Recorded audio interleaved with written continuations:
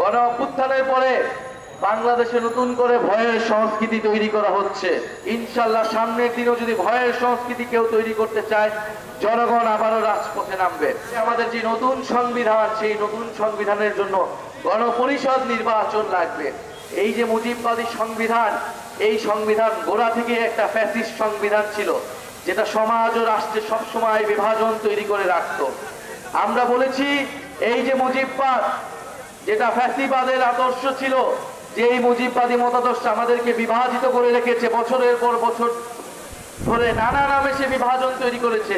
কখনো মুক্তিযুদ্ধ বনাম রাজাকার, কখনো বাঙালি বনাম পাহাড়ি, কখনো কখনো ইসলাম বনাম ধর্ম নিরপেক্ষতা, নানান বাইনারিতে নানান বিভাজনে আমাদেরকে বিভাজন করে রেখেছে। গণ অভ্যুত্থানের মধ্য দিয়ে এই সকল বিভাজন দূর হয়েছে। সবাই আমরা একটা ঐক্যবদ্ধ জায়গায় আসতে পেরেছি। আমাদের ঐক্যের জায়গাটা ছিল বাংলাদেশ, যে বাংলাদেশ পন্থার মাধ্যমে আমরা এই রাষ্ট্রটাকে নতুন করে বিনির্মাণ করব। প্রিয় বান্দরবনবাসী, আমরা বাংলাদেশের সার্বভৌমত্ব, আঞ্চলিক অখণ্ডতা এবং জাতীয় নিরাপত্তার প্রতি সবাই কমিটেড।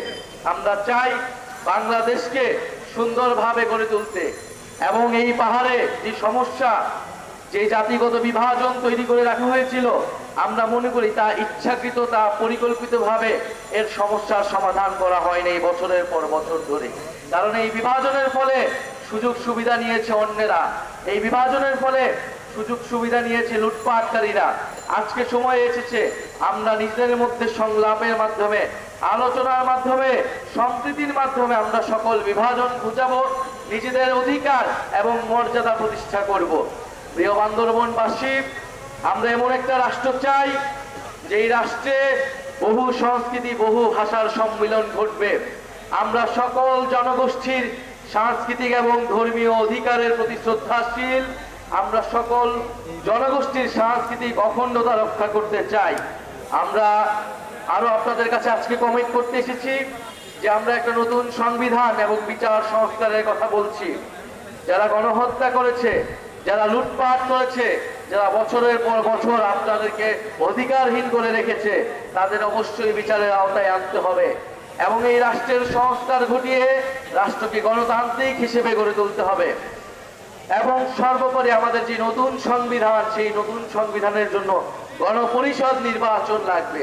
আমরা বলেছি গণ অভ্যুত্থানের পরে বাংলাদেশে নতুন করে ভয়ের সংস্কৃতি তৈরি করা হচ্ছে।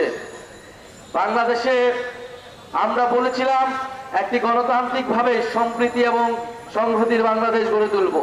যদি আপনার মত প্রকাশের অধিকার থাকে, আপনার মতের বিরুদ্ধে গেলেও আপনি সেটা গণতান্ত্রিকভাবে প্রকাশ করবেন। কিন্তু আমরা আজকে দেখছি অগণতান্ত্রিকভাবে একটা রাজনৈতিক দলের কর্মসূচিতে বাধা প্রদানের চেষ্টা করা হচ্ছে। আমরা এটার নিন্দা জানিয়ে রাখলাম। বান্ডেল থাকলে প্রতি সেনমানিতে টাকা বাঁচবে। বিকাশ সেনমানি বান্ডেল কিনে জিতুন প্রতি লেনদেনে।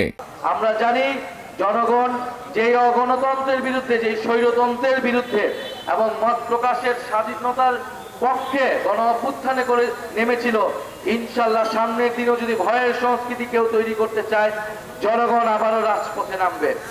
সর্বোপরি আমরা বলতে চাই, বান্দরবনে আমরা কোনো জাতি পরিচয়ের ভিত্তিতে নিপীড়ন কিংবা বিভাজন মেনে নেব না। বান্দরবনের প্রত্যেকটা মানুষের ঘরে ঘরে আমরা যেই ইনসাফের উন্নয়ন, সেই উন্নয়ন পৌঁছে দিতে চাই।